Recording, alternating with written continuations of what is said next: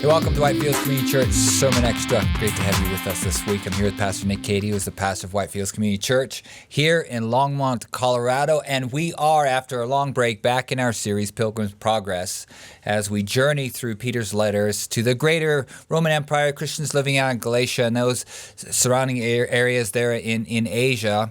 And we finished with 1 Peter. We're now into chapter 1 of 2 Peter, and that's what we looked at this past Sunday, 2 Peter chapter 1. And if you have not been able to listen to that message, get over there to whitefieldschurch.com and you can download it. And of course, it's up on YouTube as well, and our various streaming services, Spotify, Google Play, and Apple Music. And on YouTube, they're making it harder and harder for us every day.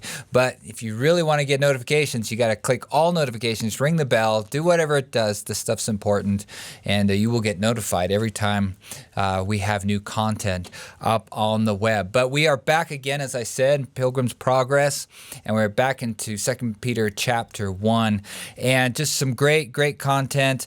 But you know, after church, somebody asks you a question about a specific thing, and there in verse 5, it says, "But also for this very reason, giving all diligence, add to your faith virtue, to virtue knowledge, to knowledge self-control, to self-control perseverance, to perseverance godliness." And the question was, what is virtue? What was Peter talking about when he's talking about virtue? Virtue can seem kind of like a pretty broad term, right? Like everything that's virtuous, meaning everything that's a good quality. But specifically by talking about virtue, remember who Peter's writing to, the context he's writing in. He's writing to people in the greater Roman Empire. His first letter actually says, he lists out the different regions of what is now modern-day Turkey, which at that time was occupied by Greek speakers, and many of them had a Jewish background, but many of them didn't. Many of them had a pagan Greek or some other tribal group background. But the Greek mentality, Hellenistic thinking and philosophy was very much ingrained in that whole area because of Alexander the Great having, conquered the world and Hellenized the world east of Greece about 300 BC. And so what happened is that during that time as well, Greek philosophy became just very pervasive. And so people kind of working out of a functional knowledge of Greek philosophy, and perhaps the most prominent of all the Greek philosophies was Stoicism. And there are actually a lot of aspects of Stoicism which we would say really do align with scriptural teaching, like the Bible. But of course, there are other aspects that don't, right? And one of the things C.S. Lewis always talks about is this idea of virtue. But the reason why virtue is so important is because that was core to the thinking of the Greek philosophers, especially, go back to Plato, Aristotle, Socrates. These people, they talked a lot about virtues, and they would rank the virtues. And especially among Stoics, there was this idea that there are 4 cardinal virtues. And the 4 cardinal virtues are, according to Stoics, wisdom. Then comes morality or justice. Kind of justice is probably a better way to think about it. Then courage was considered one of the 4 cardinal virtues. And the last one, I'm spacing on. Do you know what let me see. I can't remember. I wrote it down. Let me get out my phone. Okay, here's moderation. Right? So that whole idea, all things in moderation.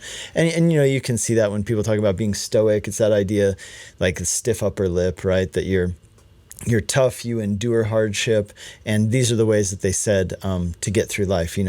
You'll find greatest joy through moderation, through courage, through morality or justice, and through wisdom. And these are cardinal virtues that everyone should pursue. So to be really brief, here's what Peter's doing. Writing to people in a Greek context, he is affirming the Stoic idea of virtues. And he's saying, yes, you should pursue the virtues as they are thought of by Greek philosophy, as they've been outlined by Stoics and other philosophers as well. Pursue those virtues. And what he's doing is he's affirming the goodness of those things.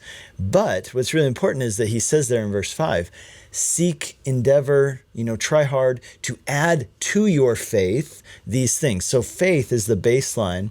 And the point is that you can have all of those virtues, but if you don't have faith in Jesus, in his finished work, right, in his substitutionary work for us on our behalf, then the virtues aren't going to help you, right? They might help you in life as you get along with other people, but ultimately they're not going to help your soul. They're not going to help your standing with God. But it is interesting, right, that he is affirming the goodness of the things which the Greek philosophers saw and discerned were good, desirable things. He's saying they were absolutely right about that, right? So, and the point of that just being this, that just because somebody's not a Christian doesn't mean that they don't get some things right. Doesn't mean that they aren't a nice or good person. I remember, my daughter, a few years ago, she started going to a public school, and she's in first grade at the time.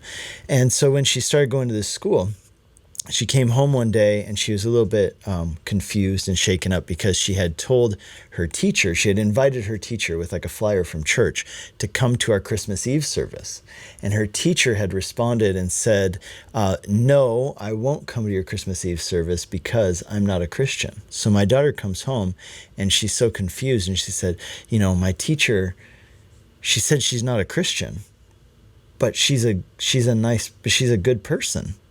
How can this be? Like in her mind, it was, if you're a Christian, you're a good person. And if you're not a Christian, I guess, you throw puppies in a gunny sack in the river and like run over children in your car or something, right? Like it was so, this big dichotomy. And it was so important, I think, for her to realize this fact that there are people out there who don't know Jesus, who have virtues, and who are living virtuous, good lives. And I think one of the most important messages that we need to teach both Christians and that we need to preach to the broader world is that good people need Jesus too, right? So to say, good people, right? People who live virtuous lives, people who are morally good, because that's not how you get right with God. That's not how you go to heaven, is by being good. And we want to understand that. So, the parable of the two sons, or the parable of the prodigal son, as it's generally referred to, if you read it in context, it's not really about the son who goes and, burns all his money on prostitutes and parties and then ends up with the pigs. That's the setting for the real story, which comes after that, which is that there was a morally good, virtuous brother who was mad that his father not only forgave his dumb younger brother, but that his father threw a party and celebrated him and put a ring on his finger and did all these things. And he says, why don't you ever do that for me? And the father says, son, I would do that for you at any time. And the point is that the son feels that he's entitled because of his virtuous living. And that entitlement creates a distance between him and the father, who's a picture of God. And the whole point of the parable is that there's more than one way to be lost. There's more than one way to be separated from God. You can be separated from God through immoral living, but maybe more dangerously, you can be separated from God through your own self-righteousness.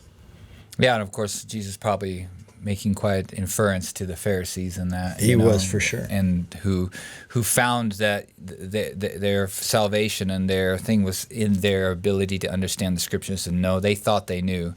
And of course, they had missed the boat. And I think, that's definitely the lesson for us, is that we can have all of these things. We can have virtue, we can have knowledge, self-control, perseverance, all these things, but without faith, without resting our whole lives on the finished work of Jesus Christ on the cross, all of these things at the end of the day mean nothing and come to nothing without that faith, without adding that faith as the basis to which we add all of these things. And I think that was one of the greatest takeaways from Sunday's message. So if you missed it, get over there, whitefieldschurch.com, and you can download it, and all of our streaming services as well. You will find it there, and we will continue. We hope to look forward to seeing you next week again. If you've got any questions, suggestions, comments, we'd love to hear from you. We love responding to all of those things, and we look forward to seeing you again. God bless.